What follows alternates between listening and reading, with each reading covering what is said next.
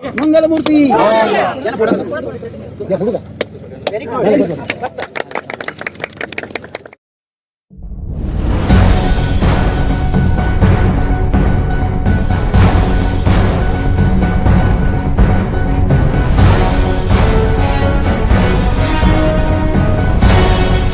हो रही है। यहाँ नया ऑफिस खुला है MH58 as a Mira Bhayandar RT office का कोड रहेगा। लोगों को सच में तकलीफ़ हो रही थी क्योंकि थाना में मीरा भाईंदर से आना ये तकलीफ़ होती ही थी क्योंकि बीच में ट्रैफिक लगना, तो ऑफिस सुबह चालू होने के बाद भी वो देर से पहुंचते थे तो काम होने में उनको तकलीफ़ हो रही थी। इसलिए नागरिकों की सुविधा के लिए जो भी आज का भूमि पूजन सोहरा हुआ है उसके लिए बहुत ही अच्छा हो गया और इसके लिए सबको खुशी हो रही है। मैडम, इस कार्यालय में कितने लोगों का स्टाफ होगा, क्या क्या सुविधा मीरा भाईंदर वासियों को मिलने वाली है और कब तक का लक्ष्य है पूरा करने का? इस कार्यालय में अभी तक 32 लोगों का स्टाफ रहने वाला है और साधारणतः 1 साल या 1.5 साल में ये इमारत हो सकती है। अभी तो मान्यता मिल गई है। आगे जैसे जैसे प्रोसेस जल्दी स्टार्ट होगी हम जल्दी से जल्दी ऑफिस का काम भी स्टार्ट कर देंगे। वैसे तो अपने किराए के इसमें ऑफिस चालू है लेकिन खुद की इमारत होगी तो वो ज़्यादा खुशी होगी और काम भी अच्छा हो सकता है। ओके मैडम, ये पासिंग की जो प्रोसेस होती है पासिंग वो भी यही होगी? हाँ, भविष्य में अगर सर ने बोला कि ATS वगैरह जो है ऑटोमेटिक ट्रेनिंग सेंटर्स जो रहते हैं वो भी इधर लाने का हम लोग कोशिश कर रहे हैं। जो जगह है उनको दिखाएंगे, अगर टेक्निकली उसको सैंक्शन मिल जाता है तो 100% पासिंग का भी काम इधर ही स्टार्ट हो जाएगा। मैडम, एक RTO डिपार्टमेंट में एक बहुत बड़ा लूप होल है जो HSRP बिना नंबर के गाड़ियाँ डीलर देता है, जो होते BLO बोलेंगे जिन्हें, वो लोग देते हैं तो उसमें काफ़ी नुकसान होने के और भविष्य में उससे खतरा होने के चांसेस है, लेकिन उसमें कोई कार्रवाई होती नजर नहीं आती। नहीं, मोटर वाहन कायदे के जो है उसमें without HSRP number plate dealer नहीं दे सकता। इसलिए हमारे फ्लाइंग स्क्वाड की तरफ से रोज चेकिंग होती है और आगे भी चेकिंग होती रहेगी। लेकिन MBO जो है मीरा भाईंदर जो होते हैं उन लोग तो वैसे ही बेच रहे हैं ना। MBO तरीके से गाड़ियां आपने बीच में कुछ लोगों पे कार्रवाई की अभी भी तकरार आएगी तो फिर से कार्रवाई होगी। अभी भी फ्लाइंग स्क्वाड को मैं आदेश करती हूँ आज भी कि वो कार्रवाई करे। माध्यम से पहली बार माननीय प्रताप सरनाईक साहब का बहुत बहुत शुक्रिया अदा करना चाहते हैं कि एक बड़ा ऐसा RTO ऑफिस यहाँ पे हम लोगों के उत्तर में हो रहा है। जैसे आपने देखा होगा ऑनलाइन साहब ने बोला कि उत्तर में सब जो गंदे प्रोजेक्ट रहते हैं वही आता है, लेकिन ये एक अच्छा प्रोजेक्ट आ रहा है जो शासन की जगह पे है और अच्छी जगह पे आ रहा है और उसके साथ में ही वो दूसरा ट्रैफिक गार्डन भी हो रहा है।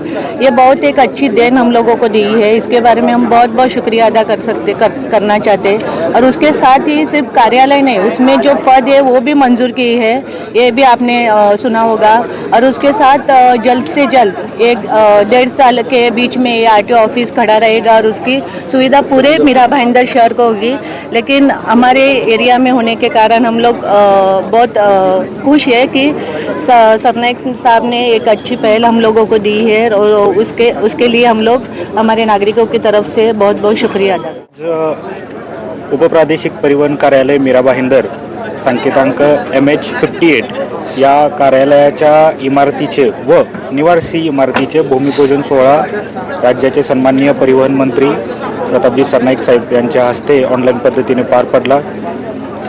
प्रादेशिक परिवहन अधिकारी माननीय हेमांगिनी पाटील मॅडम यांनी त्यांच्या भाषणामध्ये सांगितल्याप्रमाणे साधारणतः 32 अधिकारी व कर्मचाऱ्यांचा स्टाफ असणारं सुसज्ज परिवहन कार्यालय माननीय परिवहन मंत्र्यांनी मीरा भाईंदरसाठी मान्यता दिलेली आहे। या माध्यमातून ज्या कामांसाठी पूर्वी मीरा भाईंदरच्या जनतेला प्रादेशिक परिवहन कार्यालय ठाणे या ठिकाणी जावं लागत होतं, ती सर्व कामे या ठिकाणी मीरा भाईंदरमध्येच पूर्ण करता येतील आणि जनतेला यामध्ये वेळ, पैसा आणि त्यांचा श्रम या सगळ्यांचं बचत होण्याची मदत होईल। अभी किस तरह का काम यहाँ पे किया जाने वाला है, जैसे कि पासिंग के ऐसे कुछ चीज़ें हैं जो यहाँ पे रोजच्या जीवनामध्ये सामान्य नागरिकांना आवश्यकता पडणारी परिवहन विभागामार्फतची सेवा म्हणजे लायसन्स असेल, वाहन चालवण्याचा परवाना असेल, कमर्शियल वाहनांच्या बाबतीमध्ये किंवा पॅसेंजर वाहनांच्या बाबतीमध्ये नागरिकांना आवश्यकता पडणार असेल परवाने असतील, नवीन वाहनांची नोंदणी असेल, नोंदणी क्रमांक मिळवणे असेल, यासारख्या सामान्य नागरिकांना वेळोवेळी परिवहन कार्यालयामध्ये जावं लागणाऱ्या सर्व गोष्टी